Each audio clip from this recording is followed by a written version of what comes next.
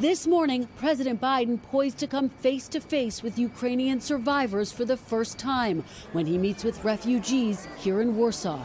On Friday, the president and his Polish counterpart held a joint event focused on ways to help refugees at a town near the Ukrainian border, a show of unity between two NATO allies, with Poland sheltering more than 2 million displaced Ukrainians so far. I'm here in Poland to see firsthand the humanitarian crisis. The president also meeting with U.S. service members stationed in Poland to bolster NATO forces, enjoying a moment of levity, while also casting the crisis in stark terms. The question is, who's going to prevail?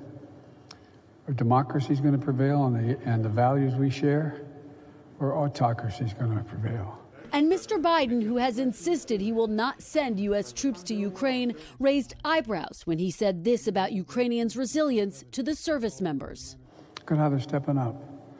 And you're going to see when you're there. A White House official later telling NBC News, the president has been clear we are not sending U.S. troops to Ukraine, and there is no change in that position. This stop in Poland capping a week of high-stakes diplomatic talks aimed at stopping Vladimir Putin. The president holding an emergency meeting with NATO allies on Thursday, where they announced new sanctions against Russian lawmakers and $1 billion in humanitarian aid. The president issued this stern warning when asked how the U.S. and NATO would respond if Putin uses chemical weapons. It would trigger a response in kind. Although the president not giving any details. Meanwhile, the National Security Advisor revealing this week the White House is working on contingency plans if Vladimir Putin attacks NATO allies, bracing for the possibility Putin may target NATO territory or supplies. Still, the key question, will this show of force deter Putin when so far nothing has stopped him? Kristen, of course, this has been the most consequential trip of his presidency so far. He's wrapping it up today with what the White House is describing as this major address on the crisis there. What's he expected to say?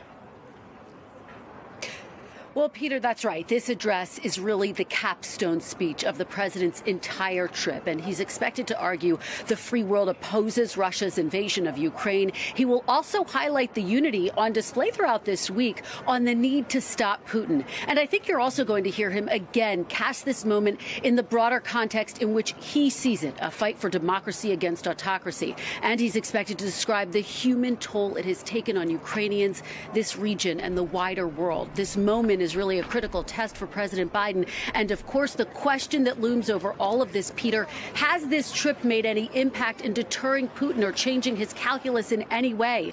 That's what the world will be watching for in the coming weeks. That's what you and I will be reporting on in the coming weeks, Peter. All right, Kristen, thanks so much. Hey, thanks for watching our YouTube channel. Find your favorite recipes, celebrity interviews, uplifting stories, shop our favorite deals, and so much more with the Today app. Download it now.